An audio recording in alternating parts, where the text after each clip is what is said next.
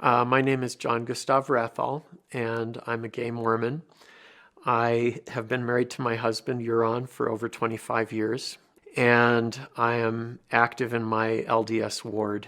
It was 14 when I knew that I was gay. I looked the word homosexual up in the dictionary, and I was like, yep, that's what I am. And shortly thereafter, I guess maybe when I was 15, 16, I read Miracle of Forgiveness by Spencer W. Kimball. Like I thought, okay, so if I'm just really super faithful, like if I do everything that the Lord asks me to do, that this will be taken from me and I'll be able to be married in the temple. And I served an honorable mission in France and Switzerland. I was a Kimball Scholar at Brigham Young University. And I came back from my mission, and my BYU bishop put his arm around me and said, well, so now you finish your mission, your number one duty is to get married and start having children. And that began a downward spiral for me. And by the end of my junior year, I had a suicide plan. That summer, I had a profound spiritual experience. And in this spiritual experience, God spoke to me. And I had not been praying for some time. I didn't feel I was worthy to pray. And I felt the Spirit inviting me to pray. And I knelt down and I said, God, if you want me to pray, I have to be real with you. And I came out to God. I said, I'm gay. And God said to me, I know you from your inmost being. Of course you're gay. I know that you're gay. And I love you. And I felt this complete and total love and acceptance from God. I wrote a letter to my parents and I said, I'm resigning from the church.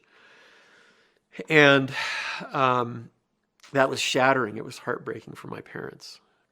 I ended up spending time in a Roman Catholic monastery to explore celibacy and what that meant and to see if that was the right thing for me. And I took God's direction to me seriously. He said, consider all your options. So I considered celibacy very seriously. I dated women and I, made the college try at that. And it was clear to me by the end of this discernment process that the right thing for me was a relationship with a man. And I met my husband in 91. So we built a life together, and we had a lot of the challenges that any couple has in trying to build a life together.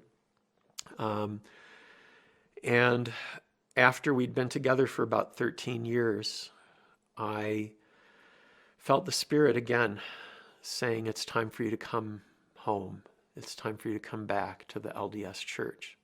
And I said, they won't accept me. They don't want me. Like, why would you tell me to go someplace where they don't want me? And so I had an ongoing argument with God for about 2 months.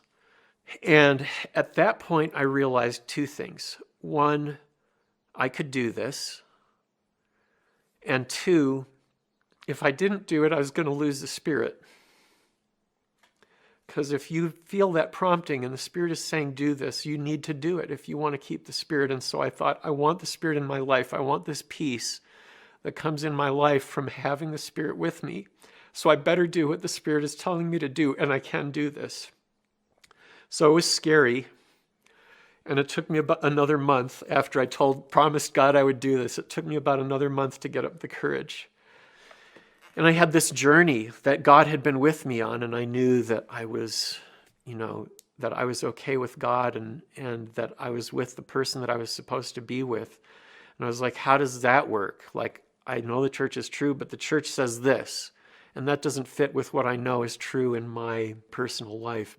Ultimately, I can't reconcile it. I can't deny that there's a conflict, and I can't personally reconcile it. All I know is I have these two truths in my life, and I hold them both, and I trust that things will work out. I remember at one point saying to God, I don't need to be in the highest degree of the celestial kingdom. I just want to be in your presence because I love you. And the Lord's response to me was, I love you and I will take care of you. If you love LGBT people and you want the church to be a loving place for LGBT people, then you can't leave the church and expect that to happen. Like, you have to be willing to be there and love and be, you are the church, right? Like, a lot of people talk about the church as if it's them, and as if I, a baptized member, a believing member, a testimony-bearing member of the church, am not the church. No, you are the church. So can the church be a loving place for LGBT people? Well, you tell me, do you love LGBT people, and are you the church? Do I hate my brother or my sister because they don't understand? No. I want to love them into understanding. I want to have a relationship with them that I will cherish for eternity.